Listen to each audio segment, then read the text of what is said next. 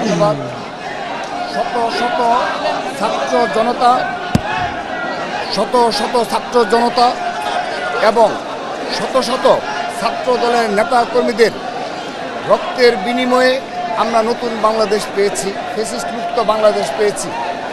সেই নতুন বাস্তবতায় ছাত্রদলের প্রতিষ্ঠাবার্ষিকীতে আমাদের প্রতিজ্ঞা হলো, আমরা সততা, নীতি, আদর্শ নিয়ে এই ছাত্রদলের নেতাকর্মীরা আগামীর বাংলাদেশ বিনির্মাণে বলিষ্ঠ ভূমিকা পালন করবে এবং আমরা ছাত্রদলের সকল ইউনিটের নেতাকর্মীদের আশ্বস্ত করছি, তারা বিগত সময়ে যে ছাত্র রাজনীতির নামে যে সন্ত্রাস, নৈরাজ্য, চাঁদাবাজদের অবরণ্য হয়ে উঠেছিল যে ছাত্র রাজনীতি, সে ধরনের ছাত্র রাজনীতি বাংলাদেশ থেকে পুরোপুরি বিলুপ্ত করবে বাংলাদেশ জাতীয়তাবাদী ছাত্রদল।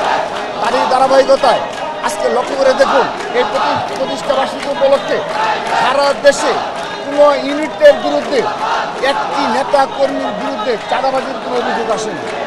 আমরা অনানুষ্ঠানিকভাবে আগের যেভাবে কেক কাটা, সারা রাত গান বাজনার যে কালচার ছিল, সেই কালচার থেকে আমরা বের হয়ে এসেছি।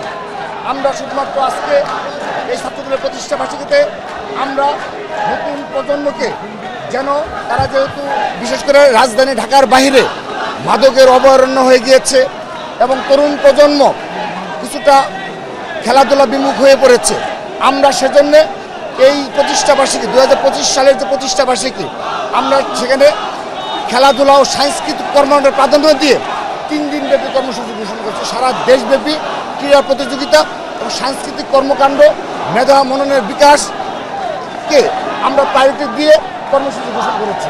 গতানুগতিক ধারার যে শোডাউনের রাজনীতি, অপর সন্ত্রাস রাজনীতি, সেখান থেকে পুরোপুরি বিরত থাকার জন্য শতভাগ কঠোর নির্দেশনা প্রদান করেছি এবং ইতিমধ্যে আমরা বাস্তবায়ন করেছি।